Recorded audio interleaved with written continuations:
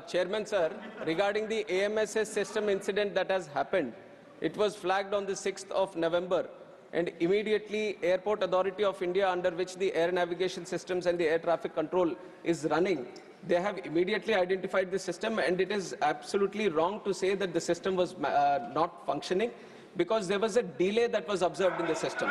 The switch which was supposed to process the speed of the messages that were coming in has observed certain latency, and the messages throughput was actually reduced. And it was immediately identified, and this was a system which was commissioned in 2020 year.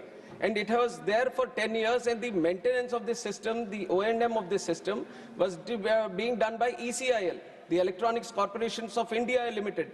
And they were doing the continuous maintenance of this system. It was a recently upgraded system. And then when the specific observation was there, immediately there was a backup. The backup was brought into place, and within 36 hours, the system was back on track. And while the system, there was a latency observed in the system, we shifted to manual system. We put in additional manpower in our ATCs in the AMSS system, so that all the necessary messaging that was happening through the digital system was done in a manual way. So only certain delays were observed, no cancellations were done due to the AMSS fault that was observed.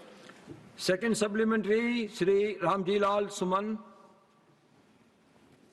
सभापति जी, मैं आपका संरक्षण चाहता हूं। सभापति जी, सवाल इनसे ये पूछा गया कि जब गिल ने जुलाई के महीने में आगाह कर दिया था हवाई सेवाओं के बारे में, तो जुलाई से मैं You be specific about the question. ये तो बहुत दिक्कत हो जाएगी, आप पूछ नहीं दे रहे। The minister will be in a position to speak. When you are giving a long speech. अरे सर मैं सिर्फ ये जानना चाहता हूँ सभापति जी, आपके मार्फत कि जब जुलाई में इनको चेतावनी दे दी गई थी, तो ये क्या करते हैं नवंबर तक? सभापति मैं जानना ये चाहता हूँ कि हमारे देश में ये हवाई जो नेटवर्क है वो एकल है, इस व्यवस्था को डुअल बनाए जाने की आवश्यकता है, आधुनिक बनाए जाने की आवश्यकता है। सभापति महोदय, मैं ये जानना चाहूंगा कि जिन हवाई यात्रा करने वाले लोगों को असुविधा हुई, परेशानी हुई, उनकी भरपाई करने के लिए सरकार क्या करेगी? Sir, for all the passengers who have faced difficulties during delays or cancellations, there are strict civil aviation requirements CAR which is in place, and all the airline operators which are under permission to operate in the country, they have to strictly follow. And the passenger rights, the passengers, whatever facilities or the benefits that have been extended through the CAR have to be provided. And there is a strict regulation from the DGC and from the ministry also to ensure that this happens. And when extraordinary circumstances happen also, because the sector has grown multifold, this is not a sector which was which is the way it has been 10 years or 20 years before. Now it has become so much more inclusive. It has spread so much. And there are 5 lakh people traveling every day in this network, which only 2-3 countries in the world can boast of. And that is the capacity the country is holding today. And please listen to me. And whenever any facility, regarding the software also, let me make it clear, sir. Regarding the software, what the inquiry is also being done on that. Airport Authority of India is thoroughly looking into the system fault that has happened. And thoroughly, whatever necessary feedback comes in, we will do it. And the continuous technology upgradation happens in this sector, sir. It is not just timely, but there is a continuous upgradation that happens. All the countries, different countries, they keep upgrading the systems that they have. And we keep a continuous watch on what is happening across the world. And our vision from the government is to have the top standards, global standards in the country for aviation. And it is with that vision that we are working. And all the systems, all the technologies that we have in aviation are definitely up to standards, and proper mechanism is there to ensure that they are upgraded on time. Third supplementary, Shriman Pramod Diwari ji.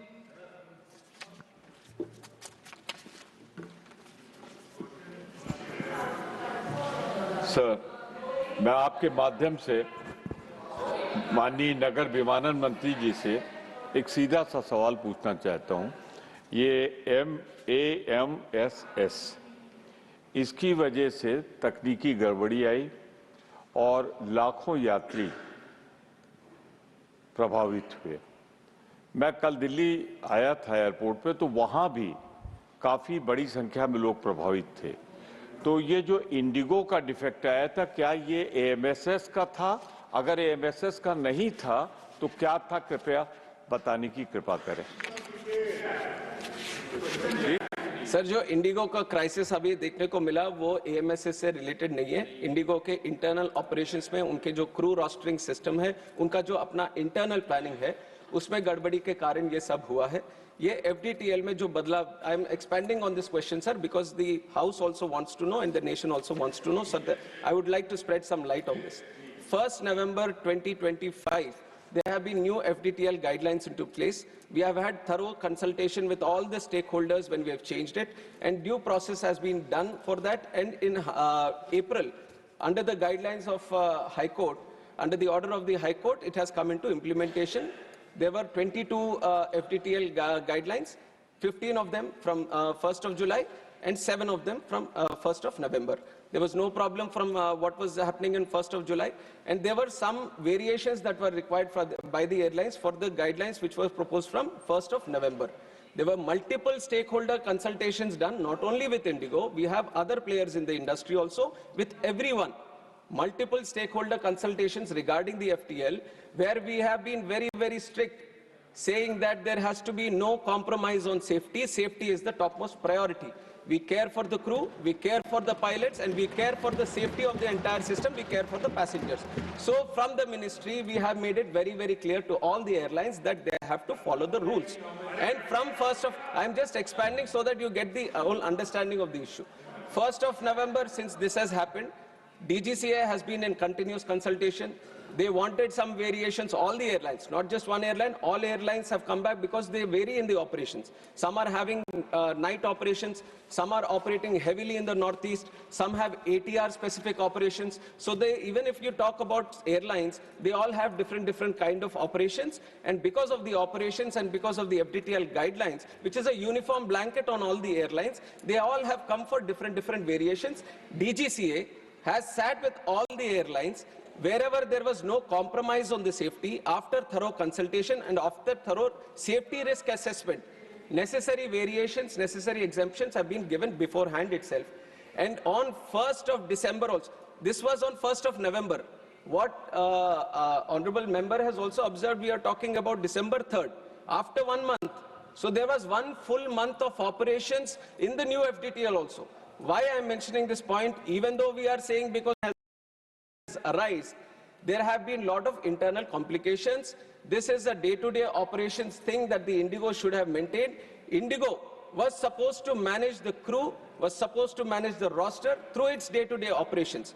We are there to check if the FDTL is properly implemented or not, and there has been no compromise on that side. And for 1 thorough full month, we have been observing. On 1st of December, we had a meeting with INDIGO on FDTL itself. When they required some clarifications, we have given the clarifications also with that idea, and they have not flagged this issue. So everything was running normal till then. Suddenly we have observed this on 3rd. Immediately when this was observed, the ministry came into the picture. We have taken over the situation at the airports. We have consulted all the stakeholders, and then you have seen how things have unfolded for those 2 days. Definitely there was a lot of difficulty that has faced by the passengers, and as a closing statement also, let me tell you that we are not taking this situation easily. We are doing an inquiry, and we will take very, very strict action, not only for this situation, but also as an example. We will set an example for all the airlines. If there is any miscompliance, any non-compliance or non-adherence for any single person, any entity or any organization or any operator functioning in this civil aviation, we will take very, very strict action so that we set an example in the industry.